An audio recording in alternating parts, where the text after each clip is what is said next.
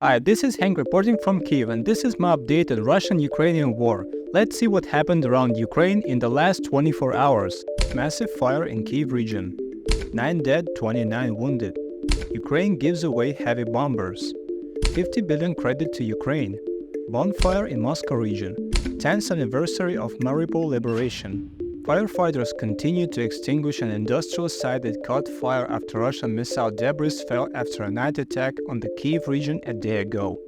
The State Emergency Service, which we call DSNS, reports that 250 firefighters, 98 units of fire equipment and even 4 fire trains are working at this place. I guess the trains had to be used to supply water for this huge amount of equipment. It has now been reported that the result of that night rocket attack during a thunderstorm was 2 industrial facilities, garages, and a gas station. I talked about this in a previous video yesterday. Fortunately, no injuries or deaths were reported. I'm just worried that the Russians won't hit a crowd of firefighters now, as they like to do with their double strike tactics, where they hit a crowd of people with a missile and then hit it again when the firefighters and medics arrive there. Yesterday afternoon, Russian missiles attacked the city of Kryvyi Rih, and a day later we know that 9 people were killed and 29 wounded, including 5 children. In peacetime, the whole world would be talking about such a terrorist attack, but now it has become a terrible norm for us. It's scary to imagine that you can get used to this.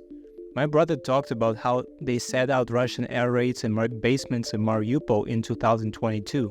In his words, you are sitting in a cold dark basement, everything is thundering above you, the earth is floating, and at some stage you're just so tired that you stop paying attention and just go to sleep, and this is just the background.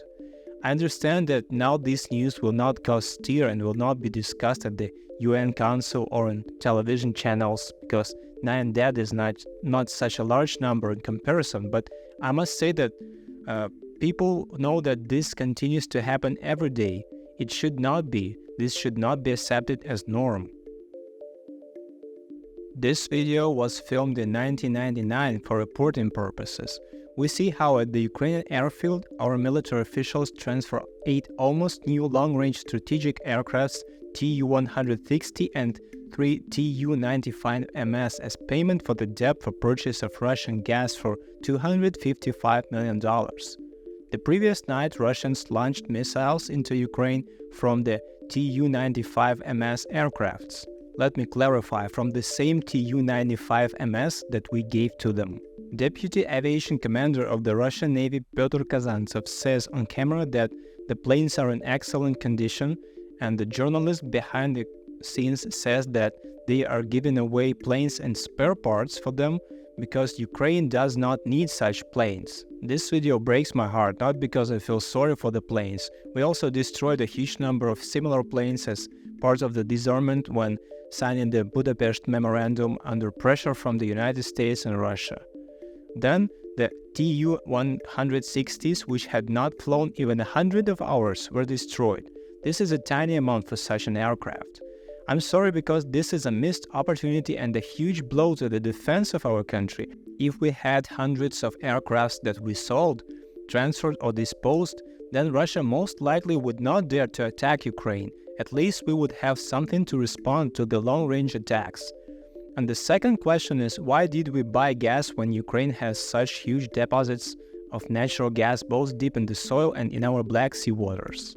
Both issues are poor management of country and resources. It was as if we were trying our best to buy and sell what we needed to preserve for ourselves, future generations, and development. I really want to believe that we have made conclusions, and in the future we will think about our safety first and foremost and not trust those with whom we now have a good friendship. Look how many years we have been friends and traded with Russia while it was profitable for them. G7 leaders agreed to lend Ukraine $50 billion backed by Russia's frozen assets. Leaders of the group of 7 wealthy democracies have agreed to engineer a $50 billion loan to help Ukraine in its fight for survival that would use interest earned on profits from Russia's frozen central bank assets as collateral, writes France 24. I seem to have heard discussion on this project for a long time, and to be honest, I was confused about the $50 billion figure. I remember that we were discussing for giving an assistance for this amount of money, and they lent it, and then they deducted it from Russian frozen assets and something else. Now I clearly see the description. $50 billion is owed to Ukraine, and 50 billion Russia money, which is frozen, will be used as collateral. Okay, that's fair. I talked about this in previous videos, and I'll probably repeat it in the future. There is no need to give us money as a present. There is no need to take it away from your citizens. Lend us money. Help us survive, and then we will pay off according to the law in one form or another with the money that Russia will pay for its brutal war and crimes against humanity. In simple words, when you break the law and go to prison, for example for murder, you are punished by restriction of freedom, and in some cases, your property is taken away as a punishment. It's the same thing but on a larger scale. You, Russia, attacked Ukraine, burned houses, power plants, killed people, raped people, destroyed culture and historical monuments from the UNESCO list, destroyed nature and polluted the environment, and now you are being punished in an international court according to international law and paying compensation to the victims from your money. Am I missing something? It's so strange to me to see what people often write and say, "My country is under attack," and someone writes, "Don't start a fight with an angry bear." What the heck? We lived quietly, and on February 24, 200,000 Russian soldiers attacked our territory, and someone writes, "There was no need to anger the Russians." People, are you out of your mind? It's strange for me to even suggest that this needs to be said out loud because someone doesn't see the difference between an attacker and a defender. Just yesterday I saw an interview with Russian prisoners of war, and a Russian soldier was asked about Belgorod. Why is Ukraine attacking Belgorod right now? And he sincerely answers, because it is close and they can reach. That is, an adult who serves in the army does not even think that until February 24, not a single shot was fired towards Belgorod in the entire history of the existence of this city. He does not make a connection between the S-300 missiles that attack Ukrainian city Kharkiv by the dozens every day from territory of Belgorod and the response in Belgorod. The cause and effect relationship is simply completely absent for them. I don't know what to add. The link to the France 24 article will be under this video. I think this will be my regular column, "Attache agents are doing sabotage." In this beautiful video you see a man pouring gasoline and burning a satellite communications station on the territory of an anti-aircraft missile regiment in the Russian city of Kyiv in the northwest of Moscow region. This satellite communication station provides connection at the strategic and operational levels of command and control of the Russian army. As a result of the destruction of this station, the control system of the mentioned anti-aircraft missile regiment was significantly disrupted, and as a result, the air defense system on the entire Moscow region was weakened. Here on the map, the location of this station relative to Moscow is marked. Judging by how often the air defense is burned, it seems that nowhere will soon be safe for Russian military equipment. Please note, I never humiliate them. Yes, I can be ironic somewhere, but I do not humiliate their dignity despite all their atrocities and that they commit in my country. My opinion is that all this military equipment should be destroyed so that they cannot attack us or anyone else. This is the main thing. Today is the 10th anniversary of the liberation of Mariupol from armed separatists who tried to seize power in the city. In this archived video, you can see how fighters of the Azov volunteer battalion carried out cleansing and arrests in the city during the period when pro-Russian terrorists seized the city council building.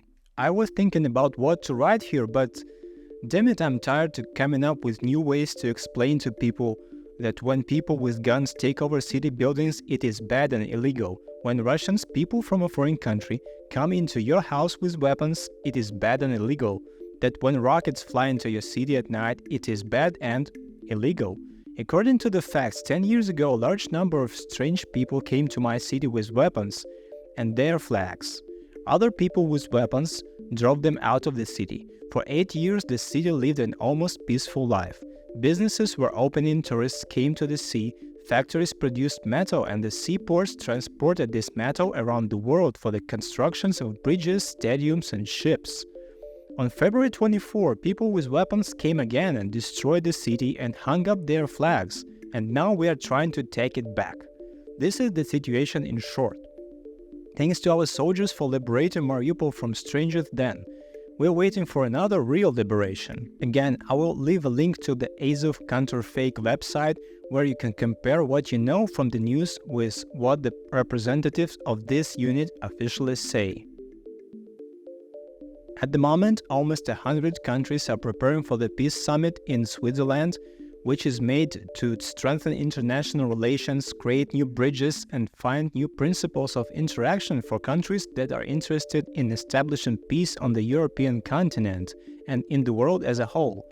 The war showed how connected this ecosystem is and how events, for example, in my Mariupol, a city of 500,000 people population with a couple of factories and a seaport, can affect the supply of metal and the construction of facilities in another part of the world. All the other news is a little secondary as is of smaller caliber. I will write and tell you about the most interesting ones in the following videos.